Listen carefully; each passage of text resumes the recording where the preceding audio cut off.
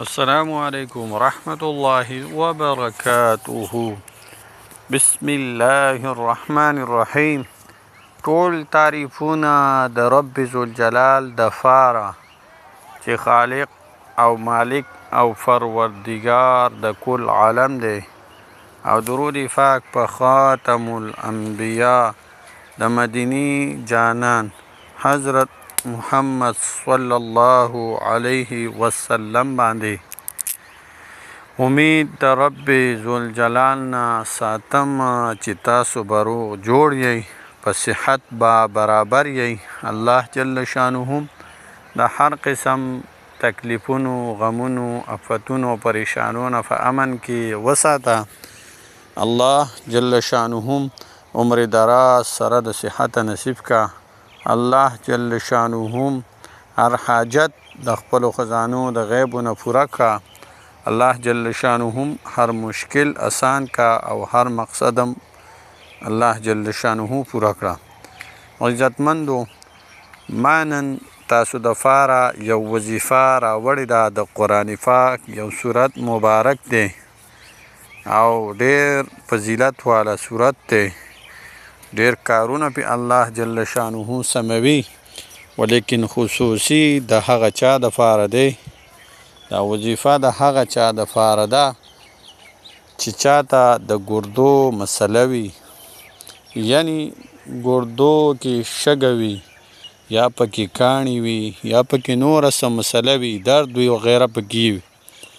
نو الله جل شانه د دې وظیفې یعنی د دې صورت مبارک په وجه باندې الله جل شانه دغه کاڼې بم الله جل شانه ختموي، رارته وي یا شګه وي. نو الله جل شانه به دې دا ګردې خالی کوي، یا په قسم له درد وغیره وي.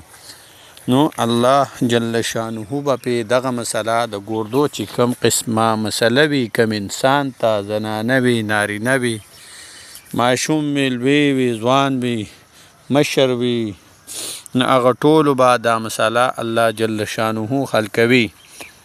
وظیفه څنګه ده او په څه طریقه به دا قرآني علاج د ګردو دپاره کول وي.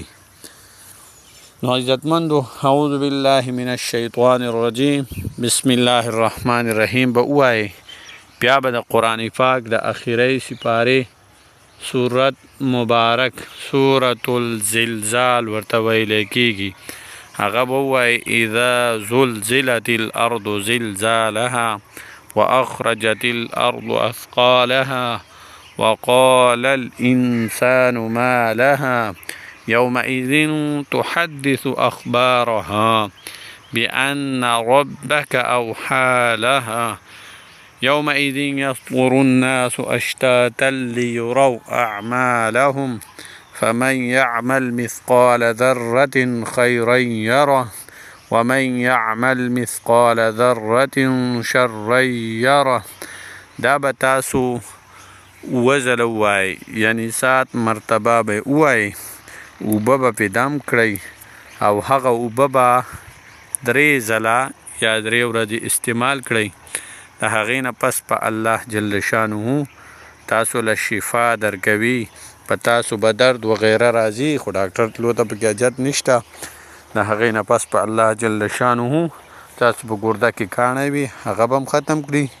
ستاسو په ګرده کې شګه وي، هغه به هم الله جل شانه ختمه کړي، اوبه یې غورځوي. او که نه نوره څه مسله وي، درد وغیره پکې وي، نو الله جل شانه به د دې صورت په برکت سره هغه خامخا ختموي. نو دا وظیفه د هغه چا دپاره وکړئ، او د سواد چې د چا په ګردو کې شګه وي، کاڼې وغیره وي، او د ثواب په نیتې نور ملګرو سره هم شیر کړئ. السلام علیکم ورحمت الله وبرکاتہ.